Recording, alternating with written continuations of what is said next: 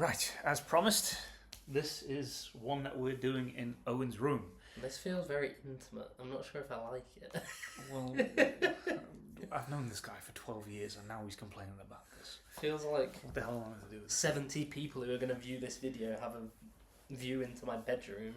They already get to see into your bedroom. They've seen this over and over. I've seen the wall. This is my bed. It feels different. Ah, well, just grow up. Right, so listen, there's quite a bit for us to cover. It's the same areas that we covered last week. Football, basketball, American football. So we've got to start off with the Champions League roundup. So Owen's favourite player, Florian Wirtz, played against Galatasaray the other day, and he didn't do very well. Owen? I sent a message mid-game He was furious. to Mustafa, He was so angry. and I just ranted about Wirtz, because I think we got into this a little bit on the pod last week, which is kind of where my frustration came from. But just watching him play, it just clicked in my head. I was like, this guy isn't good, and he's never going to be good. And I've watched it all season, and I tried to give him a grace period like everyone else tried to at the start, but he's just not very good. Owen, your system is not remotely set up well for him to do the things that he does well. You have a guy in McAllister who doesn't suit what he does at all, because they're too similar, they can't play together, they're going to play together in a diamond. You have a guy in Gravenberch who can't get him the ball because Gravenberch can't pass the ball. And then you have a guy in Sabozla who's more of a tractor engine. And the fact that you've done worse this season while he also gets more influence, those two factors are probably related somewhat. My thing You also don't have a guy who runs in behind from him, because Ekitike is a guy who likes the ball to feet, and Salah is a sloth now. My thing is, we talked about this, he's got pillow feet. Yes. He can't strike a ball properly. He can't strike a ball properly. His ball striking is horrendous. Whenever he shoots, I'm never confident it's going to challenge the keeper. Even when there's no keeper in the goal. Because of his pillow feet, I think his creative passing is overrated as well. He does pull off nice passes, yes. His is more like a disguise. But it's not a clinical. He's not clinical in the final third whatsoever. It's more of a, like you say, of a finesse pass, but it just doesn't transition naturally to the Premier League, I don't think. And there's also the fact that he's just too small, and he's a bit of a fairy physically. And he has been, and that's just his frame. He's not going to get stronger than he is. He can get more adjusted to the pace and this physicality of the league, but he's never going to be a strong player. He's not particularly fast, not particularly gifted athletically. And so I think his biggest strength, he is great. His first touch and in traffic, his dribbling is great. But that's really, for me, his only asset. And I don't really want that on my team. I mean, listen. Especially not to build around. Especially not as the best player on a Premier League winning team, or a top 2, top 3 player on a Premier League winning team. I don't think... if Van Dijk is still Van Dijk in an actual proper team, then he wouldn't be a top 3 player. Because Ekitike, Isak, and Van Dijk, that's 3 guys. So at best he'd be 4th. Yes. If Van Dijk is still Van Dijk, and this season isn't just an anomaly blip. Yes. Because he doesn't care, because you actually can't win anything. So the thing that you have to factor in is, there's nothing about these conditions which suit him at all. So when that's the case, you have to totally factor that in when you're evaluating them. Now, should you need to make as many concessions as you probably have to do for a £130-something million player? No, you probably shouldn't. But at the same time, you also have a guy who costs $30 million, who was a big part of your title-winning team, who likes to occupy the same areas as in McAllister. And I like McAllister a lot. We've said before, McAllister is one of my favourite players to watch. Him and Van Dijk are the 2 reasons I would tune into Liverpool on a regular basis. I never really cared for Trent or Salah or Mane when Mane was there back in the day. Van Dijk was always my favourite to watch out for you guys. But at the end of the day, what you have to factor in is that if he's in the team and you move the ball forward with less directness and you pin teams back, that's where his value becomes more pronounced.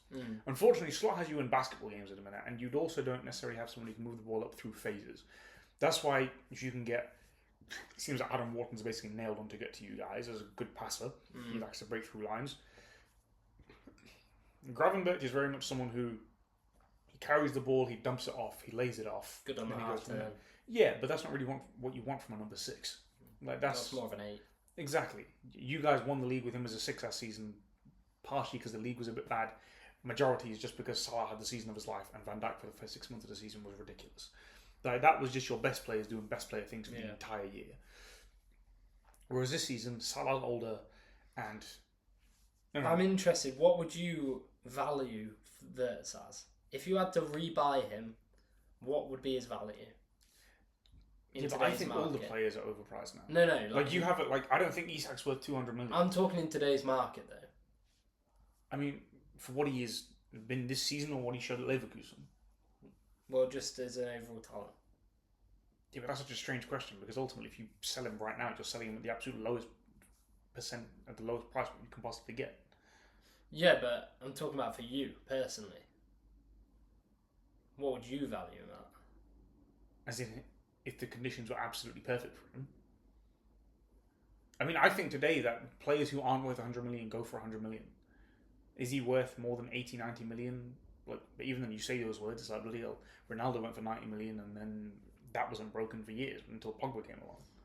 Yeah, I guess it's a weird thing to value, but I think price points now in this market are just stupid. But basically, we overpaid for him. Yeah, you probably did overpay for him, but at the same time, if what you get in the long run is a guy who fits well tactically when you don't have a bunch of guys who step on his toes, and a guy who is a creative, deft passer, someone who can help unlock and pick the lock of deep blocks, then I think ultimately what you get is a high value buy. It's just that ultimately, he needs someone who can stretch the pitch for him. You don't have that. He needs someone who can get him the ball. You don't really have that. So, anyway, that's just on Wirtz specifically.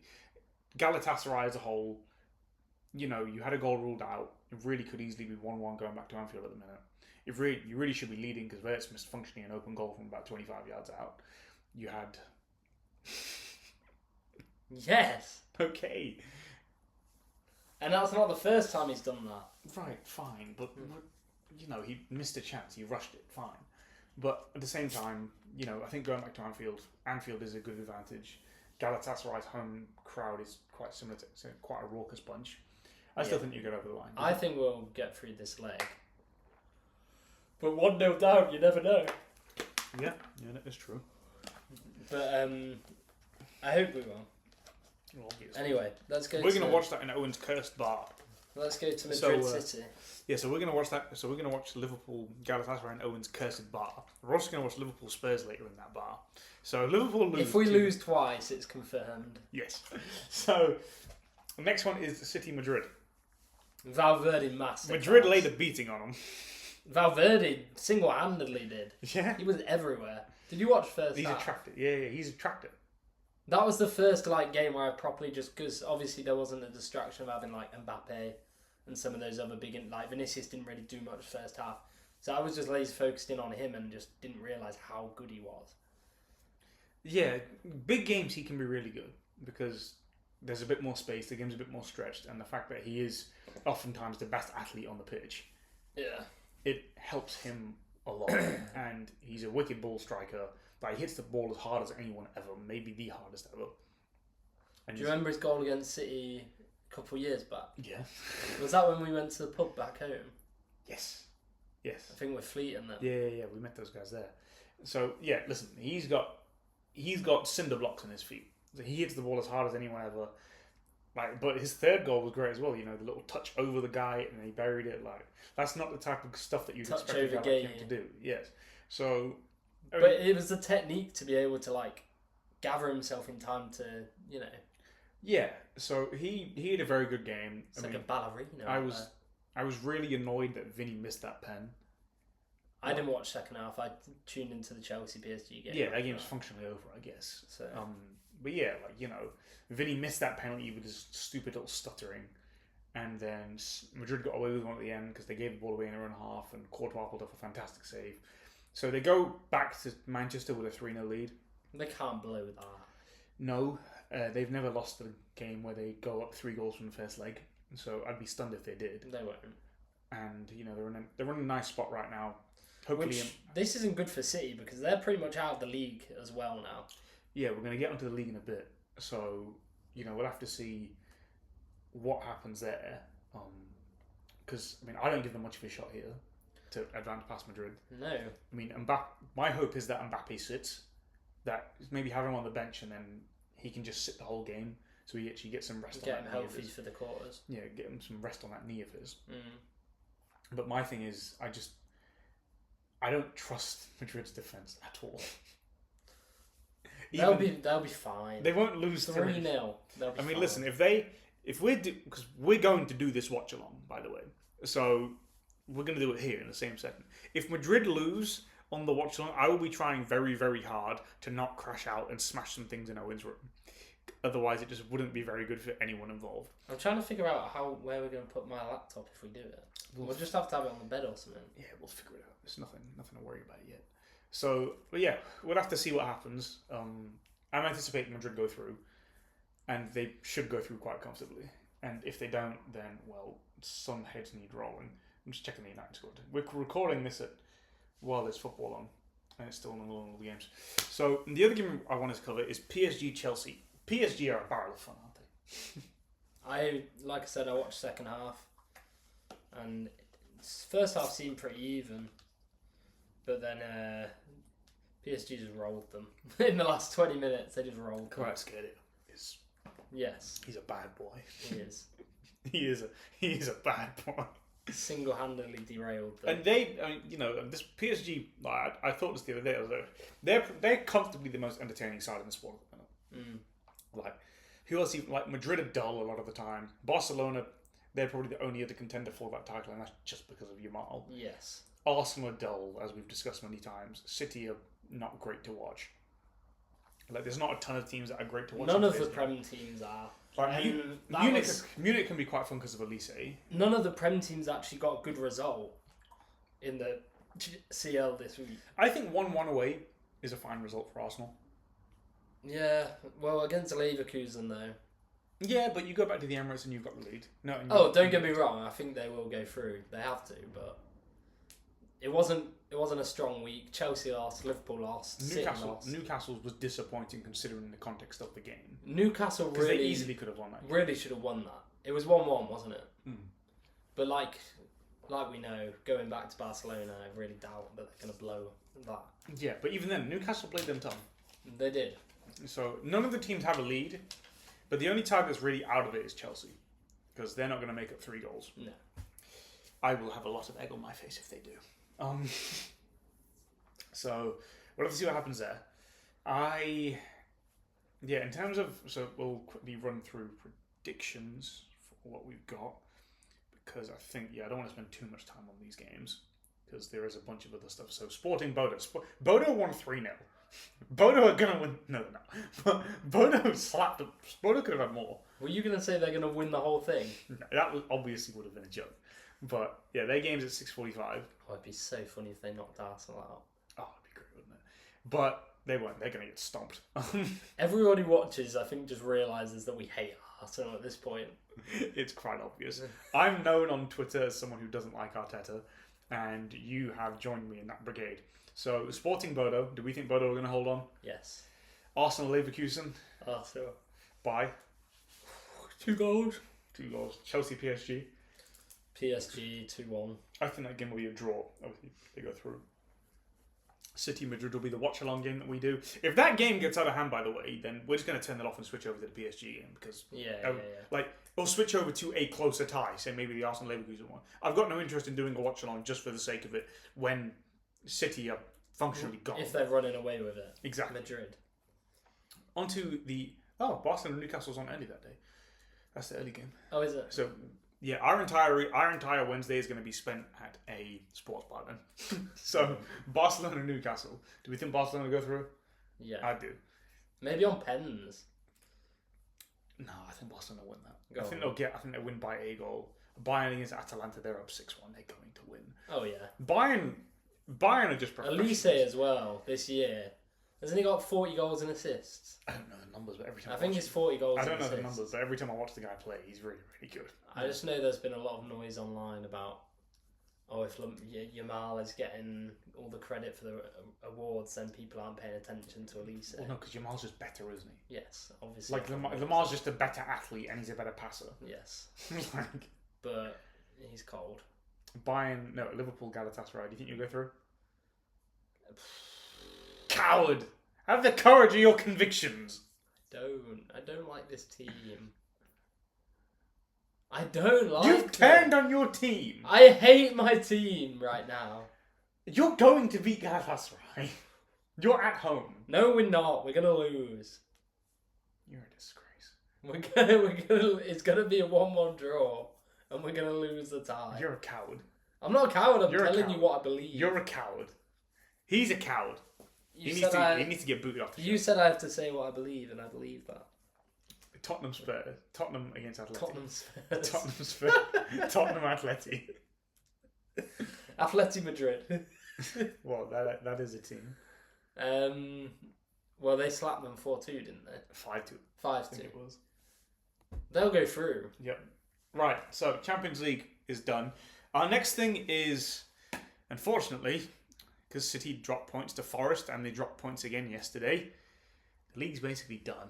Arsenal are up by 9 points. They got a good 2-0 win against Our agenda has Everton already yesterday. collapsed. Yeah, I know. They got a good 2-0 win yesterday against Everton, and those are the types of games where you pepper the opposition, and then you get 2 late goals, and those are the types of games that title winners tend to have.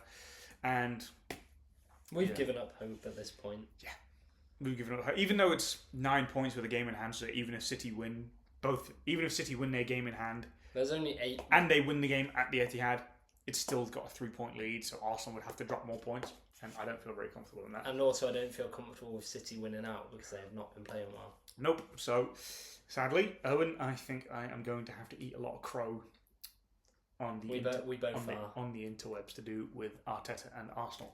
So, Owen, how will you view? I think we have to discuss this. How will you view Arteta now that he likely is going to be at least a Premier League winner? Well, like you say, because it took him 6.5 years. You can't discredit winning it. Like, it doesn't really matter how you get it done at the end of the day, which is very sad because I hate boring football. But if you win playing boring football, then no one's going to say a word about it. Some goddamn sacrilege. Yeah. So, do I like the style of football still? No. Do I like Arteta still? No. Do I like Victor Gyökeres? He's rubbish. But you're just like, what do you do? They've won it. You can't. What do you think this does going forward for Pep? In terms of what? Do you think he'll leave? Well, he only has 1 year left on the contract, doesn't he? I think he'll leave this summer. Oh, really? I think they'll let him out of his contract. I think they'll let him go, and then from there, you have to regroup because this team is just old now. It's hard to replace. It's hard to replace guys like De Bruyne. It's hard to replace guys like Rodri with their crippled legs. It's hard to replace. It's hard to replace Bernardo Silva and his age. Do you think Haaland will use them? No, I think he'll stay for another couple of years, and then he'll eventually go to Barcelona or Real Madrid. He'll go to one of the clubs in Spain. And then at that point, you end up getting a really, really intriguing debate. Well, either way, because I mean, if the annoying thing is, Arsenal will be a competitor now because they've got over the hump. They've got the monkey off the back. Well, they have to be the favourites going into next year, which we are very big believers in, getting the monkey off the back. Yeah, I mean, ultimately, I don't know if you can win titles every year playing like that. No, because I think it does give you a ceiling of 90 points. I don't think you can get above that. Yeah. But at the same time, if you have a floor of 85 points, that's enough to be in serious contention each and every year. Yeah. So, we'll see how things progress. I mean, I read one report saying that Arteta might bounce if they win the Champions League and the Premier League in the same year. They bounce? Yeah, he'd walk. So, this is perfect. My work here is done. 6.5 years. Which would be, a hell of a way to go out. So, I don't quite know what will happen. I really hope they don't win the Champions League. No. But it's very possible considering the draw. The draw they have is very good because they'll have Bodo and then the winner. Very possible. Then they'll have the winner. If they won the treble, well, they're on for all 4 because they're still in the FA Cup and they've got the League Cup on the 22nd. If they win the treble and make us eat our words, I don't think I could stand it because my only mates at university are all Arsenal fans. Yeah, he's a loner. Well, I have this one Irish Liverpool fan that we go to the bar with. Yes, we have. But apart from that, it's just sad Arsenal fans. Yeah, it wouldn't be very good. But no, we'll. And I've been giving them a stick. No, listen. Arsenal are in a phase now where if they win the league, it's fully deserved. But my God, I don't want this. I don't want the way they play to become a trend. Because it already has. Because it's so disgusting. The leagues need to change the rules. There needs to be some adaptation to the rules. Especially around crowding the keeper at corner kicks. Yeah, and ultimately the leagues have changed rules before. They're about to change the offside rule. They've changed substitution rules. They've changed injury time rules. Just change this rule because ultimately it's bad for the game. It's bad for the product. So, right, next up what we got? We have Bam Adebayo got 83 points. And Mussy doesn't think it was ethical. No, I don't. It's terrible. This guy, listen, right? Did he put up a legitimate 60 inside of 3/4? Yes. Yeah. Yes, he did. He put up a legitimate 60 inside of 3/4. And let's just give him another 10 points. 70. He did put up a legitimate 70. They were intentionally fouling to get extra possessions back. Mm-hmm. And then they were also fouling him so he would shoot free throws because they'd rather him shoot free throws and potentially miss than, jack up threes and jack up. It is a disgusting way to play basketball. How on earth? And also, I'm not finished. So if we look at the way, so Wilt got with his 100, he only shot 27 free throws. Yeah. Kobe was off mainly jumpers. Yeah. Not a bunch of free throws. 20 free throws. Yeah, not a bunch. No. Not half of his points. And then, don't you dare be specific about the maths. And then Luka, his 70 or whatever, again, he got that off of jumpers. He wasn't spamming free throws. Clay, with his... Did Clay hit 70 once? Clay hit 60 in 3/4. Yeah, he didn't do that off a bunch of free throws. Devin Booker, mainly jumpers. What Bam did, it's disgusting. And listen, right, I'm all for seeing Kobe Bryant fans upset because it's funny. Because they crash out worse than anyone else. It's like the Arsenal fans of the NBA. Yeah, they're hilarious. Kobe Bryant fans. But at the same time, it's just the way he got to that record. It's just, well, it's not even really a record, is it? But still, it's a bit vile. How have we got to the point that Bam Adebayo scores 83 points in an NBA game, and we're angry about it? Because he's just not as good as the other guys. He leaves a stain on the... No. He leaves a stain on the record books. He does. Right. How many points a game does Bam Adebayo average? I don't know, 17? Yes. A man who averaged 17 points a game scored 83. Yeah, that's an indictment on in Adam a game. Silver. That's an indictment on Adam Silver.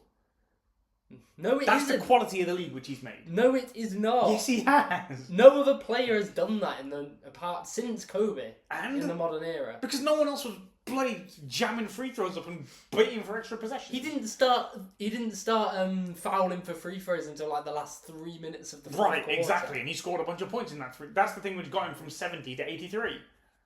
How many free throws did he take in the last? He took 43 free throws in the entire game. Yes. He made 36. So the first point about it, Bam Adebayo was not being unethical. His teammates were. Do you think if he said stop, they would have stopped? He said stop. They have it on video of him saying don't foul. This is ridiculous, right? Well, he said to his teammates don't foul, and you can see him. Why is he still in the game? Don't you can foul. sit. You're up 30. He said the one thing that I think... How many free throws did this guy take? 43. No, in the fourth quarter. Oh, I don't know. There would be no outrage about this if he had stopped at 81. Do you agree? Oh, listen, right, my thing isn't whose record he beat. My thing is the way that he got it. I agree that... But in terms of outrage, in terms of this being a talking point... Everyone would be giving him praise if he matched Kobe's record and then subbed himself out of the game. Not everyone, but Kobe fans would. Yes. But carry on. The only reason people are talking about the free throws, the only reason that people are talking about this unethical hoops narrative... Which he was. He scored 80 points in his Bam Adebayo. He had the game of his life. Yeah. He played out of his skin. It's fake. He scored 31 in the first quarter. He had 62 by the end of the third quarter. He had 16 free throws in the fourth quarter. 16? Yes. That's not the last 3 minutes, though. He jacked up. You really want me...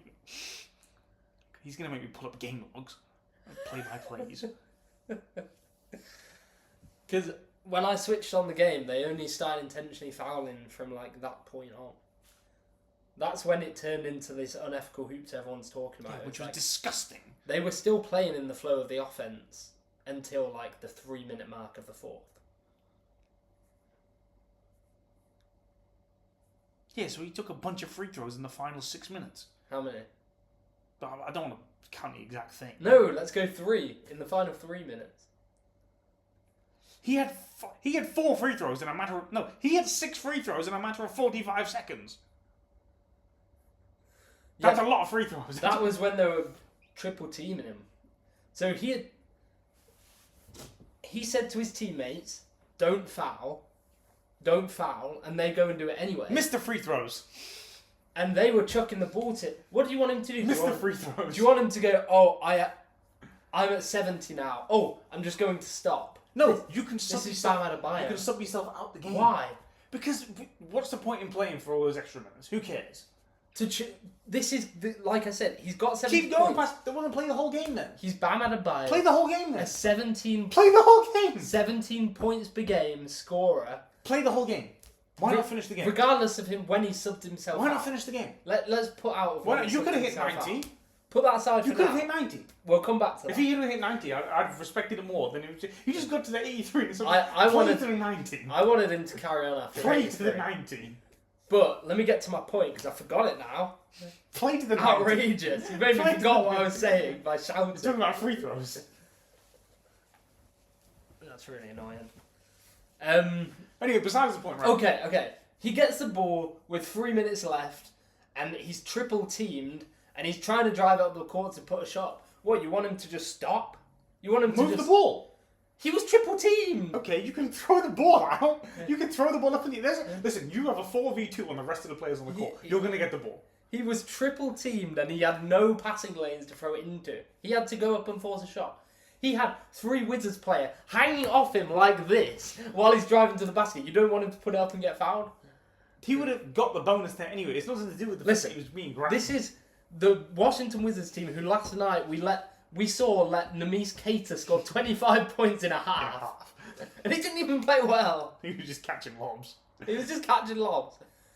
And you're telling me Bam Adebayo, who was by far the best player on the court, and he was the best player on the court. But listen, the fact is, you have Will, who's a top 12 player ever at West. You have Kobe, who's a top 12 player ever. You have Luka, who's one of the best offensive players ever. You have Devin Booker, and then you just have this random blotch. It's like on the Mona Lisa, and someone just throws paint on it. It's not a blotch though, because he's not as good. He's so untalented as a scorer compared to the other people at this.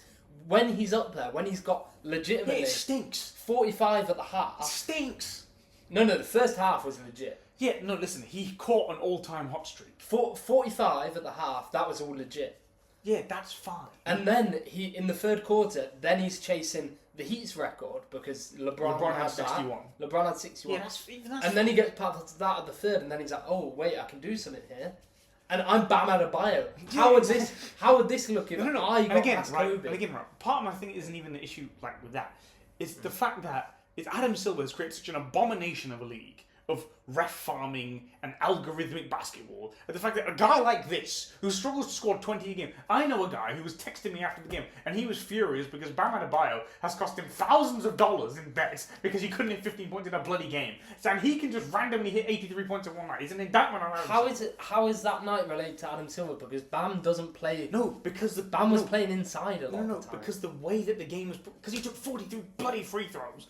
Because the way he was hacked every time. All right, even if you take away all 16 he took in the fourth quarter, he had 27 free throw attempts. That is ridiculous. He had 27 free throw attempts through 3 quarters. Because they couldn't stop him. That's why they were fouling, because they couldn't stop him. Do you think every single one of those would have just been a case of he's absolutely... Do you think he fouled... Do you think he absolutely was bait? Do you think he absolutely was taking every single one of those shots? No. Do you think he foul baited? Part of the time he would have been foul baited, yes. He wasn't foul baited. Part of the time, there's no way. You do not get 27 free throws unless you do some foul. I watched every foul. There was not one bad There absolutely was. There was not one bad call. There absolutely was. You do not get 27 free throws. Through 3 quarters, you don't get 27 free throws in a game without doing some foul baiting. You do not get more free throws than the all-time foul makers in Jim Harden and Shai Gilgeous-Alexander and Luka and Trae Young. With it, you do not get more free throws in games than them without doing some sort of manipulation with the refs. He was not manipulating the refs. This is nonsense. He was hacked every time. No, Owen, I can't believe we've done this. See, this is how ridiculous. Adam Silver has reduced the quality of the league to the point where a guy like this can put up 83 points in the game, and the fact that there are people who are saying that it was a legitimate effort, and the fact that Adam Silver's doing such a great job. The only thing I'll say, I think it would have been a cooler moment if he would have subbed himself out at 81. Oh no, he shouldn't have subbed himself out at all. I'm being dead serious. Wait, so you're having to go for unethical hoops? You have to go all the way in if you're going to do this nonsense. Listen, you have me saved as Ekram on your phone because you think I'm the pure hoops guy, and you're here talking about ethical hoops. You wanted him to get to 90. That was Snapchat. Yes. So, no, listen, right? If you're going to do the chicanery, you have to go all the way on the chicanery. No, he didn't, though, because he didn't sub himself out. Also, technically, he was telling his teammates, don't foul. So missed the free throws. You're up by 30.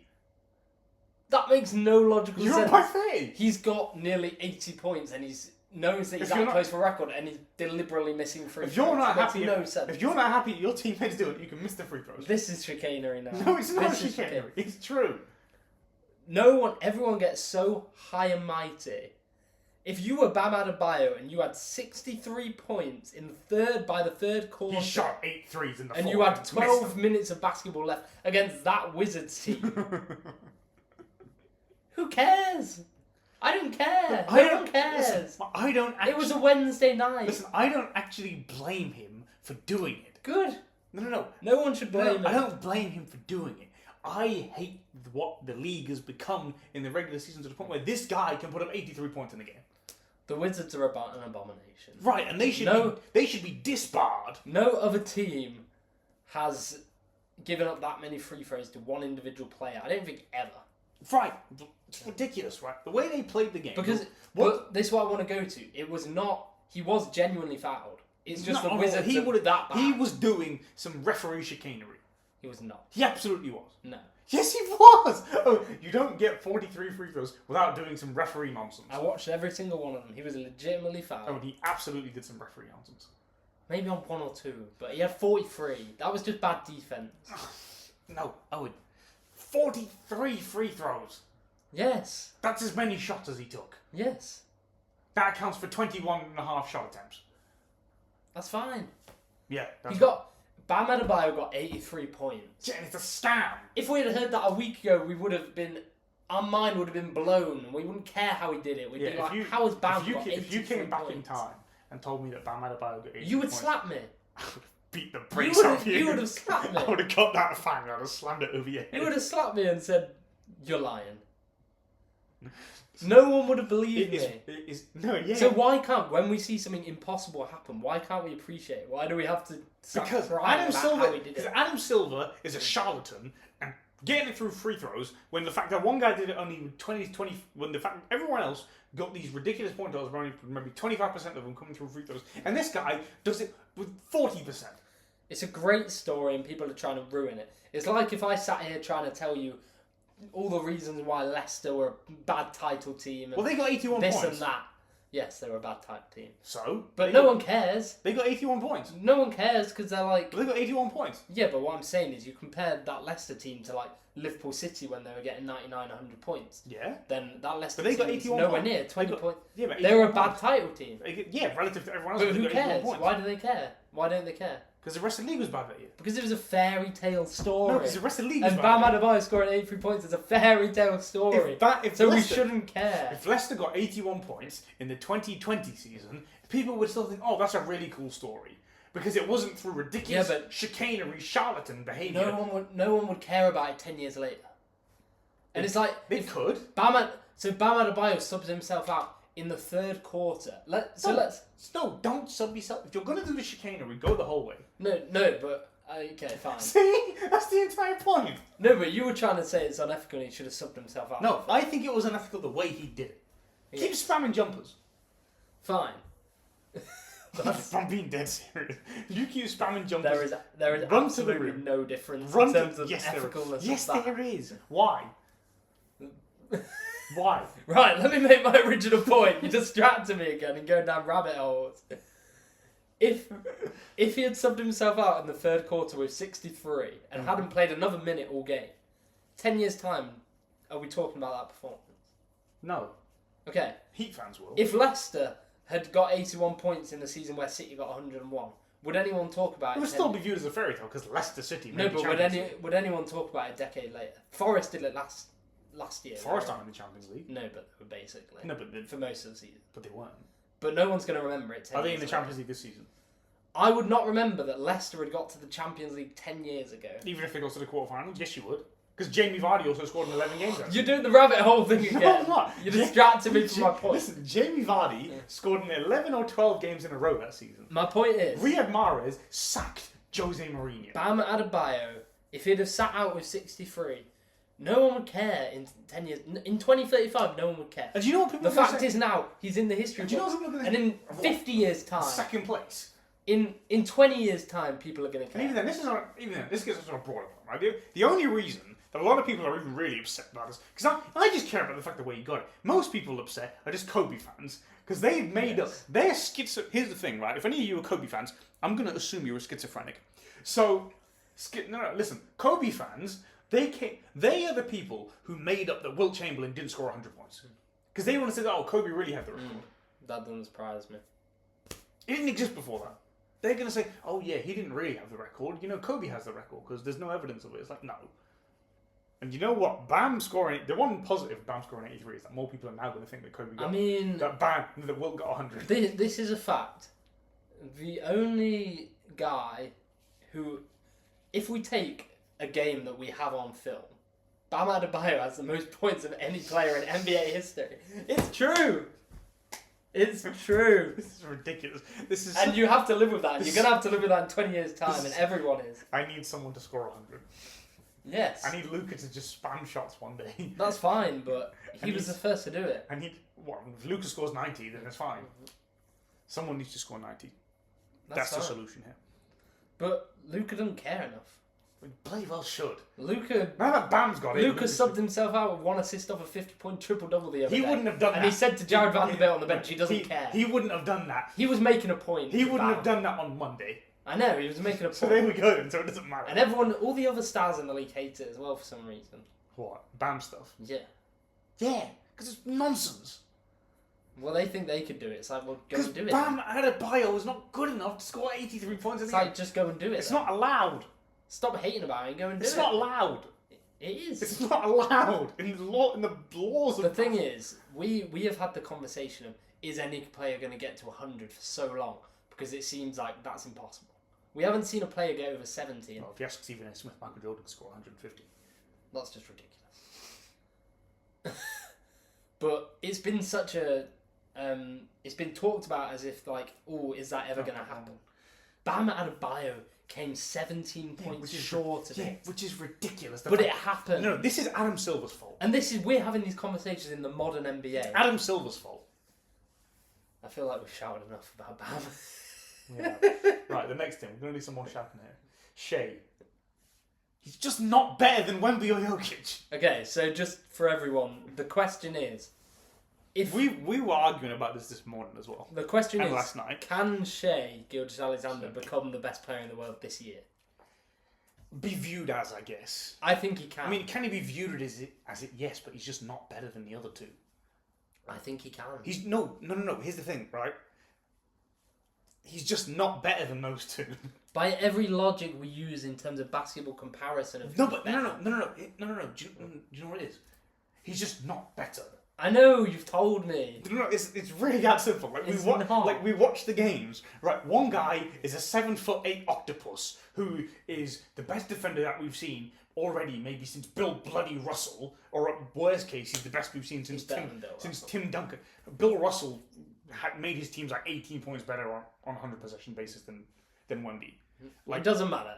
Wembanyama is a better defender than Bill Russell. I mean, he didn't have to defend 3-point line, whatever. If you want to say he's the best defender in NBA history, just say it. No. Wemby is the best defender in the 3-point era without comparison. right? That's one thing, right? The only people who are really in that conversation is what? Tim Duncan, Hakeem Olajuwon, and I don't know. That's about it, really. So, so there's that. And he also can score 30 pretty much any night. Jokic might be has a serious argument as the best offensive player ever. He's not, but he has an argument at it. Right, alongside LeBron, Michael, Magic, Steph, all those guys.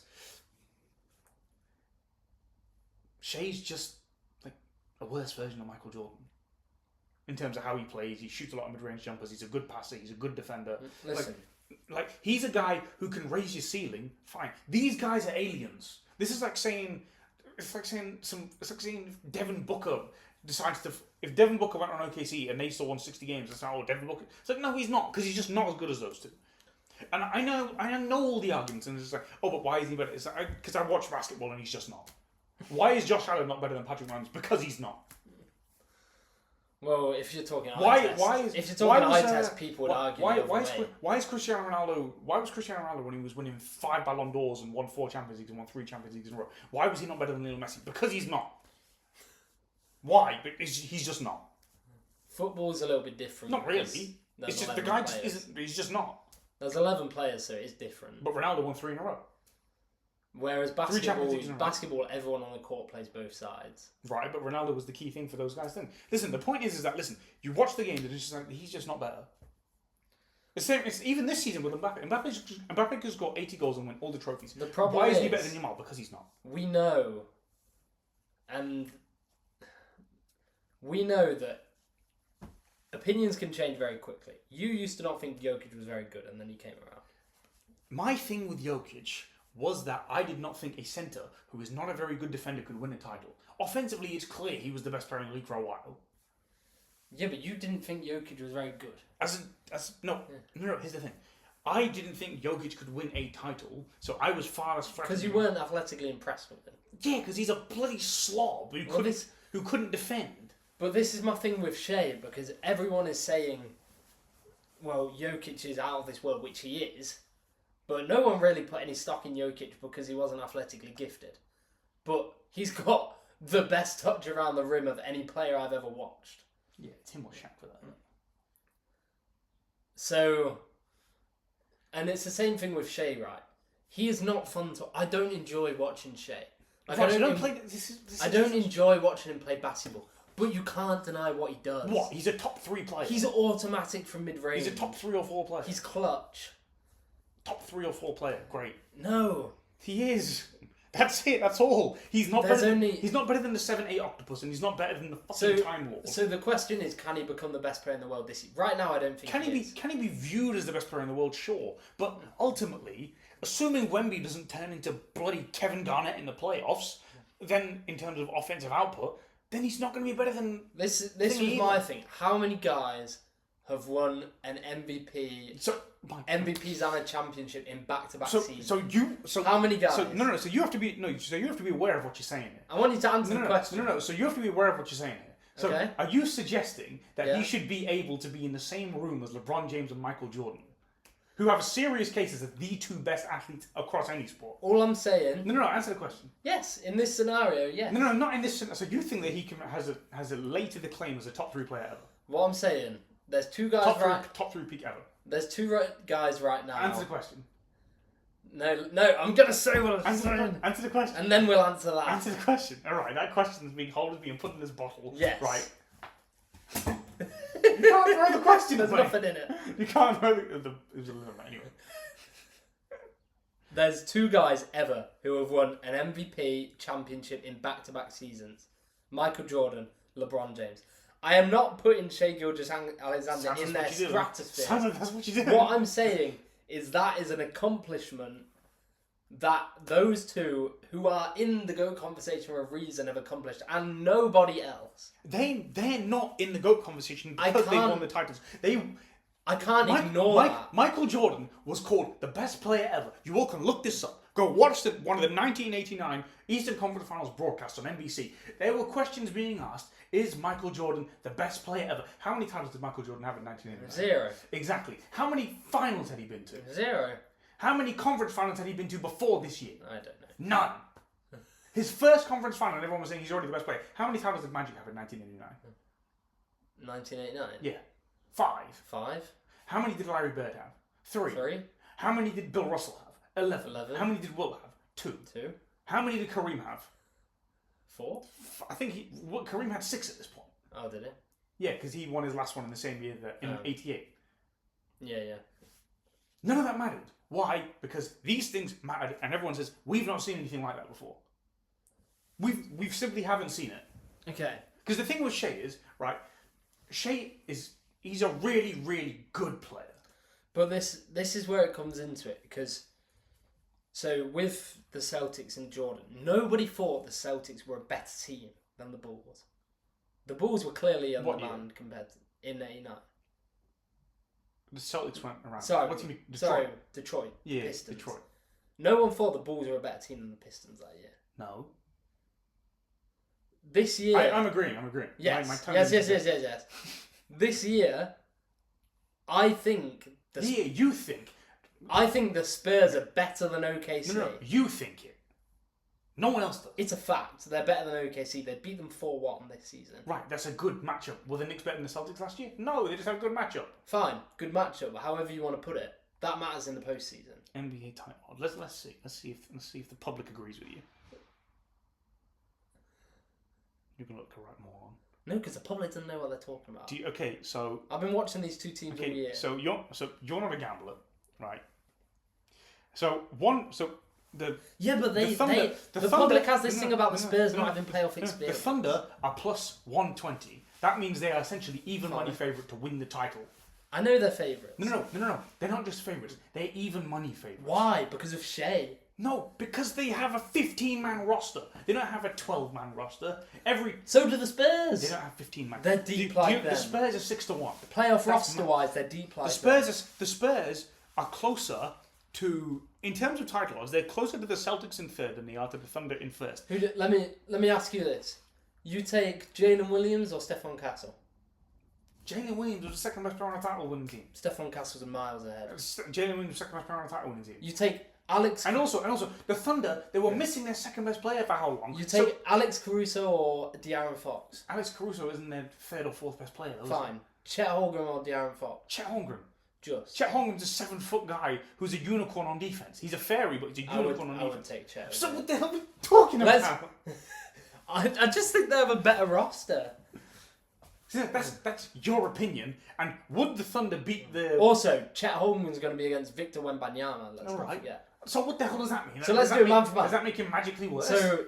Listen, you can't flip the criteria just because you lost the Chet Holmgren point. That's ridiculous. I was comparing against positions. Quit your chicanery. So Chet Holmgren, Wemby stomps him. Oh wow, we're talking about a second best player in the league. Shai and De'Aaron Fox, obviously Shai.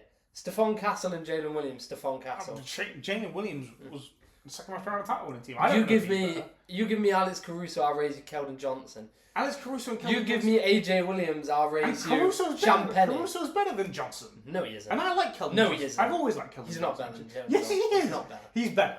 Keldon Johnson's younger, he's a better scorer, he's better inside, he's just tougher defense, he's long. No, younger makes him a better prospect. It doesn't mean he's better right now. Caruso has been a top 3 or 4 defender on 2 several times. No, what I mean is he's more athletically gifted. Alright, that doesn't make him better. He's a better athlete, he's longer. Wemby doesn't do a better job on Jokic just than as good as defense. Listen, what Alex Caruso did to Nikola Jokic in that Game 7 was huge. It was a Game 7, they had Aaron Gordon on one leg and they were gassed. Alright, and Alex Caruso is the reason why Jokic and them were blown out by the end of quarter 3. They were gassed. Right, and they were blown out by the end of quarter 3. What was it the second quarter? You give me Lou Dort, I'll give you Devin Vassell. Lou Dort, because of the way he's allowed to play, is more valuable than almost anyone on the Spurs. No, Stephon Castle's better than Lou Dort. Almost anyone on the Spurs. Oh, I even forgot. Dylan Harper. You give me Aaron... What's his name? Aaron... On Thunder, I forgot his name. Forget Aaron Williams or something. Who knows? Yeah. You give me Aaron Williams or whatever his name is, and I'll give you. We're bad with names. Dylan Harper. Right. Except they're just better. Except one is even money favourite and the other one's 6-1. Give me AJ Williams. I'll give you Carter. No. Here's the thing. No. Here's the thing. I don't think you understand. You are on an island with this take. Yeah, but I'm right. 1-1, 6-1. I'm right. 1-1, 6-1. The Spurs are beating the Thunder in a 7-game series. Right, they might beat the Thunder in a 7-game series, and it won't be because of all this roster. It'll be because Wemby is a bloody octopus who takes away anything inside of 15 feet. Yes, it will be because of Wemby, but it's the same way if OKC wins, it'll be because of Shai. No, because he has much better offensive help. He has a team. No, he doesn't. He has a team. Okay, you tried. Here's the thing, right? You make claims and then you don't have it. Who? You said yourself. I quote: "The Thunder were far better." No, the Spurs are far better without Wemby than the Thunder were without Shai. And you just have to pull your stupid in-season Who can records. go for the 30? Who can go for 30 any night? What the hell? What difference does that make? Right, that doesn't actually matter. They can all does. They can all go double digits though. Stephon Castle's got 40 in They can all go double digits though. Dylan Harper's got 30. Everyone on the Thunder can get you 10 to 15 a game. Yeah, sure. Exactly. 10 a game. 10 to 15 a game. Yeah. In today's game, 10 to 15 a game. That's fine. Right. And you have 10, 15 guys you can do that. You can always have a bunch of depth. My point is the Spurs are just as, if not more, deep than OKC. Right, and even then, right, that's completely separate. And Wemby's a better player. And even then, this entire argument about San Antonio and OKC is totally separate to the fact of Shai is simply not better than Wembanyama. He's just not. The point is, but this is the point. But I agree. No, but he's just not. I agree, but I think you have to base basketball on games. But here's the thing. But it's situational, right? Wemby will play better than him as well, so what the hell are we even talking about? No, but it's situational, right? Because if the Spurs and the Thunders go for 7 games and OKC just pip them, but Wembanyama was the better player that series, we're going to go with Wembanyama, obviously, as a better player. If OKC... So even if OKC win the series and Wemby plays better, then you agree with me. But if OKC win in 5 or 6 and Shai averages over 30 games, and Shai averages 30, but Wemby gives you 30, 12, and 6 blocks a game, that would still make him better. No. Why wasn't Kevin Durant better than LeBron James in 2017? He wasn't. But this Why? is like... Because we watched the game. This is like with the Nets versus the Bucks. When Giannis went and won that finals and everyone proclaimed him as the best player in the world, I was like, no, Kevin Durant's the best player in the world. He wasn't, but... He wasn't. He was, because he wasn't. He single-handedly should have beaten Giannis. He wasn't. In Game 7. It's situational. Except in Game 6 he wasn't very good, was he? But people forget about that. And that's the game that was on that was the game. Game 5 was the best playoff game I've watched in my life, and Game 7 You need to watch more basketball then. No. You need to get outside more. It was the best live game of basketball I've watched. Yeah, you need to watch more playoff basketball. live. But I need to watch more basketball. I've watched pretty much every game this year. Right, and compared to you. And playoffs, that wasn't the best. But even then, right, Durant in Game 6, he wet the bed. Right, he could have won that game. You agreed with me a few months ago that was one of the best playoff games you've ever witnessed. The Durant Game 5. Game 5, not Game 6. Bucks. Game 5, not Game 6. No, I'm talking about Game 5. No. Game 5 was great. Game 6 wasn't. Yeah, I was. He could have wrapped up the series then, couldn't he? Yeah, I was talking about Game 5. We're getting sidetracked. I'm not talking about Durant. And then Game 7, he goes out and drops. How much was it? 40, 50? I think it was 50. I don't think it was 50. I think it was 48. Yeah, something like that. Right. So what's your point? We're not talking about Giannis here, if his toe was 1 inch. My point is, it's going to matter how this postseason plays out. And there is a way that this could play out where Shai storms the West, which is competitive this year, and where he's going to win MVP. And then if they win the championship as well, and he's in that breath with LeBron, Jordan, we can't just keep ignoring it. Like, he makes basketball look too easy. He slows the game. Do I like how he plays? No, he foul baits. No, because here's the thing, right? You can bring all the accomplishments you want to the table. You can bring any accomplishment you want. This guy's just better. And that's without even mentioning that horse-loving Serbian. Yeah, but it matters. Like, Kawhi Leonard, Game 7, when he dropped like 9 points against the Nuggets. We cared about that. Who cared? In terms of best player in the world debates, no, we didn't. It wasn't a conversation between him and LeBron. No, I'm not talking about best player in the world. That was to cause separation between Kawhi Leonard and Anthony Davis, between who was the second best player in the world. That wasn't a conversation for number 1. No, but in terms of like when we were talking about Kawhi at the time, because you were heavy on Kawhi at the time. Yeah. And then he goes and drops a stinker. Did I ever say he's number 1? Huh? Did I ever say he's number 1 when LeBron was around? No! You said he was number 1 after that Raptors season. I said he was number 1 in 2019 when LeBron was for that season because LeBron had a groin which went from here to here. You're missing the point though. I'm not talking about whether Kawhi was the best in the world. You're the one full of Kawhi. No, what I'm saying is individual performances in playoffs can affect how people are viewed in terms of the best player in the league. Yeah, and I don't care about how people view him. I'm saying, I watched this guy, and this guy's clearly better. There are 2 guys who, listen, right, I will give you him over Giannis, over Luka, over anyone else, over Steph, over Durant, over Kawhi, who's been fantastic this season, over anyone you want. He's not better than those two. He's just not. Why? Because he's not. But there's stuff like, for example, could Jordan do all the things that Jokic could do? Could Jordan pass like Jokic can? No. No, but Jordan could also score 35 on an efficient 50% shooting clip. And so can Shai. And as well as being the best perimeter defender outside of Scottie Pippen in the game. So Shai's not a top 2 defender in the game. Also, Shai is far underrated and defensively. Yeah, he's good. Watching him this week against the Spurs and Boston, he was the best defensive player on the court in both games. He's good.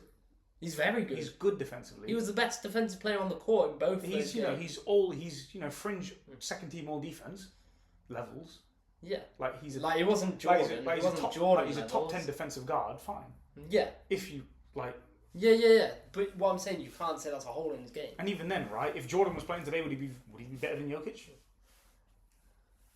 Well, would he be better than Wemby? Oh gosh, that's another conversation. I don't want to get into that today. Well, Kawhi Leonard's Michael Jordan Kawhi Leonard 2021 is the closest thing we've had to Michael Jordan since. Can we clip that? We can. I really want to clip that. If Jordan played today, would he be better than Wemby? Would he be better than in year 3? Would he? Yes. Would he? Yes. Why? Because I want to hear what you say. I know what you're going to say here. I know where you're going to go with this. But my point is with Shai. What's the answer? It's because he is, right? No, I wasn't. It would be because he is. No, I wasn't even going to say it would be because if you picked up 1989 Michael Jordan and you were to put him in the same position as 7'6", 22-year-old Victor Wembanyama, why is he better? Because he's just better. That's why. No, because Jordan. So everything we say about Wemby, in terms of he's the best defensive player in the league. He is. Shai's not even going to win the scoring title this year. No, but who cares about Luka? He's irrelevant to this conversation. Why is he irrelevant?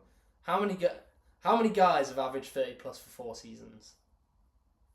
Jordan and Wilt. I'm guessing that's it. And Iverson, actually. In a row? Yeah. Not in a row. Did Iverson do it in a row? He might have. I know Iverson was scoring champ like 3 times. Yeah. That Philly team also didn't have anyone else to score though. Like their second creator was what's his face? Eric Snow. But listen, sometimes now imagine, because I think LeBron is the best player of all time. Imagine he scored 33 seasons in a row. Once and 2 times. Iverson did. Yeah. He scored 31, 33, 31. Yeah. He's playing 43 minutes a game at 5'11". That's insane. And Shai's doing it on what, 38? Oh, sorry, no, because he got traded to Denver in 2007. So it was 2 seasons in a row of 30 points again. Shai's 6'6". So Shai's Jordan's height. He's not particularly impressive athletically. Not like Jordan was. Yeah, he's very skilled. He's very, very skilled. Compare Jordan to LeBron. LeBron's a specimen. LeBron can do things Jordan can't. LeBron's also just far better. Yeah, but regardless, say I'm a Jordan. Say I'm Stephen A. Smith yelling at you. Yes. Because I'm not getting into a Jordan-LeBron debate now. But what I'm saying is there's some players who are specimens, like Wemby. But there's people like Jordan who are going to give you 35 every game and 40 in the playoffs. And you're just like, you can't stop him. And also, the other thing is, Shai stunk in the playoffs last year for certain parts of it. No, he didn't. Yeah, he did. He wasn't good against. He averaged 30 against the Nuggets in the 7-game series. He wasn't good against the Nuggets. Yes, he was. He was fine. He wasn't good. Yes, he was. He wasn't great. He was better in round 1 and round 3. And in round 3, for the finals, and he was finals MVP. He was finals MVP, but he wasn't great in the finals. How about this? How many people... When Jordan and LeBron went back-to-back finals MVP and finals, did they win the finals MVP both years? Well, yes. Okay. They both... So there's that as well, the finals MVP. Because I think that matters. If Shai doesn't win the finals MVP, then sure. If he wins the finals MVP as well again... I'll be honest, I'm now lower on finals MVP than I used to be. It's nothing to do with Shai. I promise you it's nothing to do with Shai. Right? Because Tatum is better than Jaylen Brown. Yes. But Jalen Brown's got the Finals MVP. And Tatum should have won that Finals MVP anyway. Oh, but, that's enough. Oh my god. I'm going to kill you. In your bedroom, I'm going to kill you. And it's going to be your fault. And then, Iguodala won one in 2015. And it was deserved, but it's just based on the flow of the series. But it doesn't encapsulate the entire series. I think people are probably bored of shouting about Shai now. Shall we move on? Yes. Okay. Basically, he can give you 30 a game. Any game. Yeah, and he's just not the best. And he's broke Wilt's record for 20-point games in a row, which is insane. And Jokic even said, I don't think people understand how hard that is. But he's just not the best. He's just a bona fide. He's the third best player in the world. He's really good. What? He's really, really, really good. This is the thing that confuses me. What happens? Because Jordan's got 8 30-plus point a game season. No one else has done that. The most anyone else got is Wilt and Iverson with 4. And Shai now with 4. Are you sure? Will Tony really get 4? Yes. It was a first things first graphic, I guarantee. If Shai gets to 8 like Jordan is, do we talk about him differently? In terms of total career legacy, fine. But not at best. No, that's wrong. Will average 30 for 8 seasons. No, but it comes into it. He's going to be viewed differently. It's like Jokic averages a triple-double one season. People are just like, yes, that's an insane peak, but we're not going to put him up there yet with all these guys. And then suddenly he does it for 4 seasons in a row, and then they're like, oh, no, he's better. Well, Westbrook did that, and nobody cares. Longevity does come into it. Yeah, but we're talking about just who's better or the best. This is when we care. Don't you start caring about longevity now. We never have. It comes into these debates. No. Listen, right. You cannot. We have known each other for 12 years. We have never cared about longevity. Don't turn on this now. You're a LeBron fan, of course you care about longevity. When have I ever said... My entire thing with LeBron is that when he was at his best, he's better than everyone else. Everyone's just worse than him. Longevity stuff's just an added bonus. I just do think it's inevitable that people are going to assess your peak higher if you do it for longer. But he's just not better. It's just how basketball analysis works. But he's just not Jokic and he's just not Wemby. There's not even, I'm not saying... The funny thing is about this, we actually both agree with no, each other. We're just finding something to argue. This idiot has argued with me for 40 minutes about this topic. I'm trying to make a case for Shai, which I think I rate him higher than you do. And you expect people to take this seriously. Right, moving on. I'm done with this. I don't even like Shai. NFL trades. How long have we been going for? We've been going for an hour now. I thought we'd be done by now. God. So, listen. As you can see, we're a lot more heated when we're in person than when we're just over a screen. We just haven't had something to really argue. We just don't have something between us to separate the anger. I can't throw tissues at him on a screen, and he can't throw my bottle on the floor. So there's been some big NFL trades. So the Raiders, I think we can only really start there. The Ravens and the Raiders. So Max Crosby, the Ravens failed his physical, and they also got Trey Hendrickson in the same evening. Yeah. So first off, do you think the Ravens, which deal do you think was better for the Ravens? Trading 2 picks for Max Crosby or having 2 first-round picks and signing Trey Hendrickson for free? So we'll start off with that. And $28 million a year. Because Trey has also, I think, works out cheaper than Crosby over the long term, but I'm not sure. I think this is a better move for the Ravens as a franchise. Okay. They keep their 2 firsts. Trey Hendrickson is quite comparable to Crosby numbers-wise over the last few years. Mm. And, like I say, you can build through the draft now as well as that. And you're getting a player, yes. They lost some pieces as well. Yes, he's worse than Crosby. Yes, Crosby would have been a good fit for the culture in Baltimore. But ultimately, long term, I think it's going to pay off and it's cheaper. So yeah, because and he's coming off an injury. You don't know what's going to happen. Yep, I think that they you get those 2 picks. You lose your center. You lose Isaiah Likely. Those are 2 big pieces for them. Yeah, they walk out the door. They also lost a safety to the Chiefs, I think. So those are 3 big. You're going to have to rebuild on those positions. Yeah, so I think those 2 first-round picks they'll help a lot. And the Ravens are one of the better drafting teams in the league, so that's a good move for them. Do you think they did dirty pool? Yes. I think we all agree on that. They pulled the rug underneath from Crosby. What do you think this does for the Raiders though? Because ultimately they spent a bunch of money and they get Max Crosby back. And they get Crosby back. And they get Mendoza. He said, "I'm a Raider again. I'm back." I think that might just be for trade value. Yeah, could be. Yeah. Because ultimately, if you... I wouldn't be surprised if they ship him. Because the price is now just goes down by default. Yeah. Because from a first and a first, he's injured now, so to at least bring it back to like a first and a second. Especially it might take a hit because the Ravens turned him down based on a medical. I think where do you think you should go? I think there's two clear places. Well, I think Dallas is one. Oh, there's three actually though. Yeah, Dallas. Because I forgot Dallas somehow. Who else needs it? I think Dallas, Buffalo, and Chicago. Chicago, Chicago, they added Buffalo. Yeah. Buffalo added Chubb, I think his name is, and he's a good player. He'd be there. He's got something like 60 sacks in 8 years. I think he got another 8 last year. But you need Buffalo need him. That's a good shout. Yeah, because their pass rush has never been up to par. Yeah. And then the Bears, they could do with a pass rush. Yes. And then the Cowboys, they really... I would like him on the Bears because I think it's kind of like the Baltimore with the culture thing. Like, he does fit the culture there. Yeah, the Cowboys are the most interesting National League story, but I don't think they'll do it. No, I mean, you just gave up a younger, better... But they do need a pass rusher. They do. But that's because of their own mistake. Yeah, there is that as well. So next one, Kenneth Walker, your team. I'm very happy about this. Yeah. We were arguing last time about the pod because I'm very big on running backs, which you're not. No. Again, you keep getting this wrong. I don't think... I think... It comes across like No. Teams should pay offensive linemen before they pay the running back. Because a great running back can take your offensive line over the edge, but a great offensive line can make an average running back look like a very good running back. Mm-hmm. Stop twisting it. Okay, sorry about that. Kenneth Walker, Finals MVP. I didn't watch him much in the regular season, but I watched him... Super Bowl MVP. Sorry. Did I say Finals? Yeah. I watched Super Bowl. When we argue a lot, my head gets a little bit... Super Bowl MVP, I watched him all playoffs along. And Chardonnay went out. He was a legit number one. Yep, Chardonnay's a good player.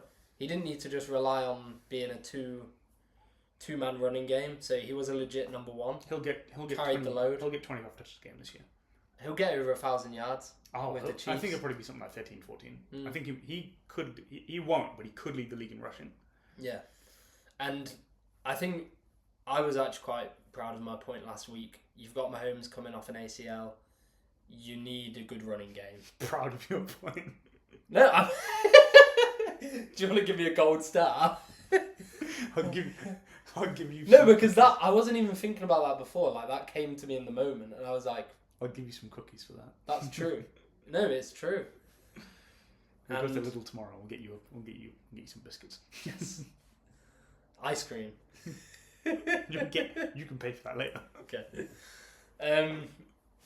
What was I saying? They need a top running back, and they agreed with me. They agreed with my take. Right. They heard it. 3-time Super Bowl winning GM agreed with you. They heard it and they listened to me, and they got the Super Bowl MVP. And Mahomes has got a bit of security now. He doesn't have to rely so much on his legs, and it also shows. Because before this move, everyone was like, "Oh, is this just a retooling season while Mahomes gets back to full strength?" No, they've said, "Now we're going to try and make a run still." Yeah, that is a good point. Kenneth Walker was obviously the best back available on free agency. I think 50 million is quite a bit, but he's a 3-down back. He's someone who will give you a solid 3 or 4 years. So by the end of his contract, you can just dump him, and it won't be much of a problem. So yeah, I mean, good move. It's like I said, it's a bit expensive. I think I'd have probably rather spend those resources on either linebackers or edge rushers, or offensive lineman's pretty set, maybe a receiver or two. But yeah, I get it. No, not a receiver, a tight end, preferably to take the load off Kelsey, because I don't particularly value receivers that highly either. Oh, we got Kelsey coming back as well. Yeah, so that's a nice move. They're obviously going to try and make a run for it. I think it was at 12 million. Yeah, definitely. Because it would be different if Kelsey retired, but yeah. So no, good move. Next one, Mike Evans. This was a bit of a surprise. He left the Bucks to go to the Niners. Big contract. Baker Mayfield's crying somewhere. No, listen, right? People are trying to make this about Baker. They paid him $20 million a year for 3 years. What do you expect him to do? Not take the money? I mean, it is good for the 49ers. He's basically 1,000... Especially because Brandon Ayuk, he's basically is he even going to play football this year? Yeah, I don't know. But he's basically an 1,000-yard guy every year. So, there's no downside with that, really. And he's a big red zone threat, 6 or 5. Yeah. So, yeah, that's a good pickup. And finally, Kyler Murray has signed with the Minnesota Vikings. Now, this one is interesting. I did this last for a reason, because I think we might disagree. This is, I think, dangerous, because They've got like a top 5 defense in the league last year. Yeah. Arguably top 5 defense in the league. And give Justin Jefferson a competent quarterback. This guy was on pace to be one of the greatest wide receivers all time. Yeah. Before J.J. McCarthy this year. He did not like... He tried to be nice to him in the media, as nice as he could be, while also telling them this guy is not good. He's rubbish, isn't he?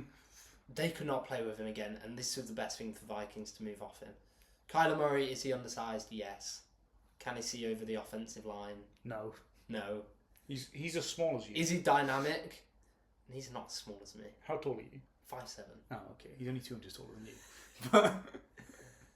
But he's dynamic. He is a Pro Bowl quarterback. So is Mac Jones. No, but it's different. Yeah, but so is Mac Jones. Different. Because he hasn't done it with an assistant like Mac Jones did. Mac Jones made it for the Patriots. Yeah. They didn't have a great offensive system. Who was offensive coordinator that year? Josh McDaniels. But he's not some great... Who was offensive coordinator? Josh McDaniels. So? You're telling me Josh McDaniels can't elevate a quarterback's game? He can make him good, and even then, Mac Jones was a Pro Bowl substitute, which is more the point I was making. He was an alternate. It's like saying that Mike McCarthy's not going to do anything for Justin Herbert. Do you not think it's going to elevate his game? Mike McDaniel. Sorry, Mike McDaniel. Did I say McCarthy? Anyway. I frazzled his mind. No, you're the one who said that Josh McDaniels wouldn't even make... Yeah. Frazzled his mind. Gotcha. Anyway. Offensive coordinators elevate people. Yeah, and the Vikings offensive coordinator, what's the name? He's the head coach. Kevin McDonald. Kevin McDonald. Kevin McConnell. McDonald. He's got me. We're both fried. Clearly. I swear, we're not high. None of us drink, so like, let's, you know.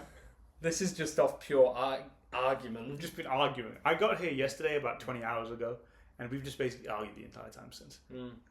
It just always goes like that. No, carry on. But this guy, Kevin McDonald... Right, behave. We're wrapping in a minute. You can laugh after. He's already proved that he can elevate quarterbacks as well with Sam Darnold, Kirk Cousins. Sam Darnold, Cousins. I mean, you can't really do anything about J.J. McCarthy, but I think it's a good move. I think they can be dangerous, and no one will want to see them in the playoffs. I think Kyler Murray's just bad. I don't think he's good. Fine. I don't think he's a good... He's 5'9", and he's obsessed with scrambling. Give him a weapon like Jefferson. He's a fantastic athlete. Fine. He's way better than any quarterback who's played there recently. He's not better than Sam Darnold. It's debatable. Sam Darnold got 14 wins and 4,300 yards. Yeah, but no one thought Sam Darnold was that. And then he got 14 wins the next year as well, and he won the Super Bowl. Yeah, but no one thought he was that guy in the Vikings. Yeah, but Sam Darnold there is better than anything that Kyler Murray's ever shown in his life. And Kyler Murray has been to the playoffs once. And he stunk in the playoffs. What I'm saying is, let's see what he can do here rather than in Arizona. No, I just don't think he's very good. Like, he's just not very good. Like, people act like he's a super athlete, but he's also 5'9".